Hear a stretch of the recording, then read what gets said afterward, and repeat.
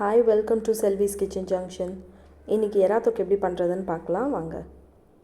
அதுக்கு இந்தியன் ஸ்பைசஸ்லாம் இருக்கு இல்லையா, அதெல்லாம் எதுவுமே இல்லாமல், வாசனை பொருள்லாம் எதுவும் இல்லாமல், பட்டை லவங்கெல்லாம் போடாமல் எறா தொக்கு பண்ணலாம்.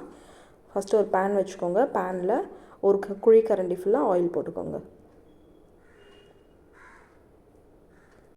ஆயில் நல்லா சூடானதும் 5 ஆனியன் கட் பண்ணி வச்சுருக்கேன். அந்த ஆனியனை அந்த ஆயிலில் ஆட் பண்ணிக்கலாம். ஸோ 1/2 கிலோ எறாக்கு நான் மீடியம் சைஸ் ஆனியன் 5 எடுத்துருக்கேன். ஆனியன் நல்லா வதங்கட்டும். ஆனியன் நல்லா வதங்கினதும் தக்காளி எடுத்துக்கோங்க. 2 மீடியம் சைஸ் தக்காளி எடுத்துருக்கேன். சின்னதாக இருந்தால் 3 எடுத்துக்கோங்க தக்காளி.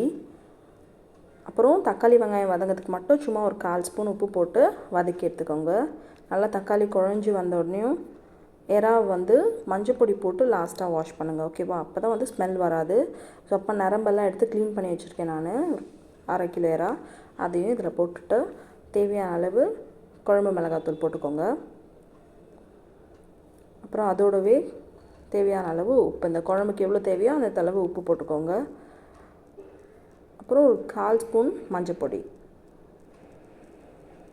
சும்மா ஒரு 1/4 ஸ்பூன் போட்டுக்கோங்க.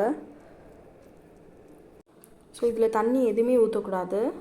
அப்படியே நீங்கள் தட்டு போட்டு மூடிடுங்க. அந்த எறாவில் இருக்க தண்ணியே அந்த எறா வெந்துடும், ஓகேவா?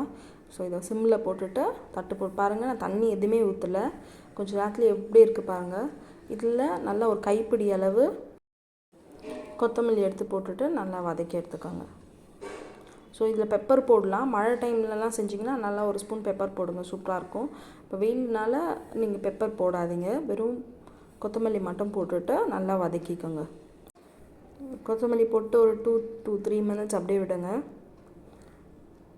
நம்மளுக்கு அப்படியே கிரேவி தொக்கு மாதிரி வரணும். கொஞ்சம் தண்ணியாக, உங்களுக்கு தண்ணியாக வேணுன்னா இப்படியே ஆஃப் பண்ணிக்கோங்க. எனக்கு நல்லா தொக்கு மாதிரி வரணுன்னா நீங்கள் கொஞ்சம் நேரம் விட்டிங்கன்னா தொக்கு மாதிரி ஆகிடும்.